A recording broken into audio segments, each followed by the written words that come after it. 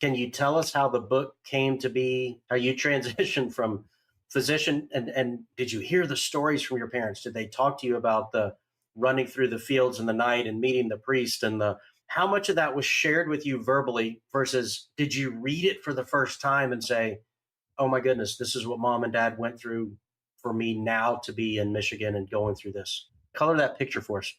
Really, the first half of my life, I didn't think much of any of it.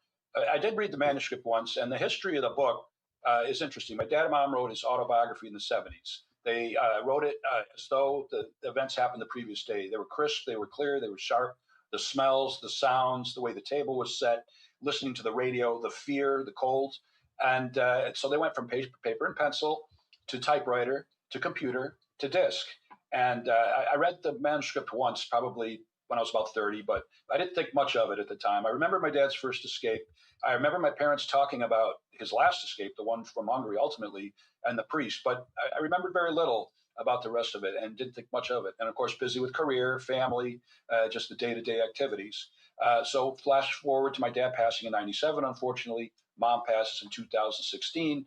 A historian friend of the family, and now a permanent friend of mine, super nice lady, she hands me the disc. It's now on a disc and says, you've got to look at this. You've got to read this.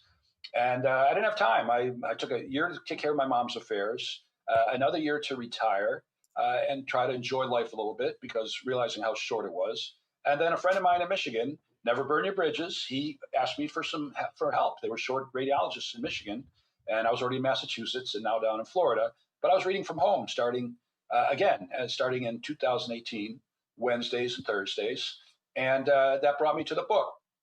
I loaded so as a radiologist, we have two screens. The left screen is the patient queue, the list, and the right screen is the work, are the images. So between cases, I loaded up the disc, and the left screen was my dad's autobiography, and I dictated into a biography.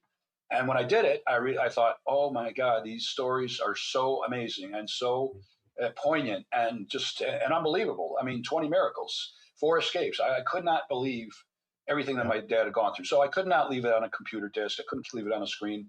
So I ran with it, queried agents and publishers, and with little success, and literally about to self-publish on Amazon, which there's nothing wrong with that, by the way. I mean, a lot of people self-publish, and a lot of authors don't get the privilege of having a standard publisher like I did, which is another great miracle and story. But needless to say, 20 edits later, some beta readers looking at the book, and I ended up with my co-author, Janice Harper, who's a professional author, anthropologist, actually. She wrote about Madagascar